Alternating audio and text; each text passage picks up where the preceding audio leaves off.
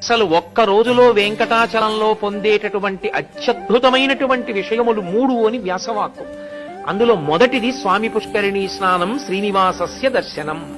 స్వామి పుష్కరిణీ స్నానం చెయ్యడం, వెంకటేశ్వర స్వామి దర్శనం చెయ్యడం. నేను ఎక్కడో ఏదో తీసుకున్నానండి ఒక చిన్న నివాస గృహం, అందులో స్నానం చేసి దర్శనానికి వెళ్ళిపోతున్నాను అంటే భగవంతుని యొక్క పరిపూర్ణానుగ్రహాన్ని పొందడానికి అవసరమైనటువంటి 3టిలో ఒకదాన్ని విడిచిపెట్టేసుకున్నట్టే. కాబట్టి ఒక రోజులో ఈ 3 జరిగేటట్టుగా చక్కగా ప్రణాళికా నిర్మాణం చేసుకోవాలి. యాత్రకు వెళ్ళినప్పుడు స్వామి పుష్కరిణీ స్నానం దొరకమంటే దొరికేది కాదు. ఎందుకో తెలుసా? కొన్ని లక్షల మంది పర్వతం మీదకి వెళ్ళొచ్చు, కొన్ని పదుల మందే పుష్కరిణిలో స్నానం చేస్తుంటారు.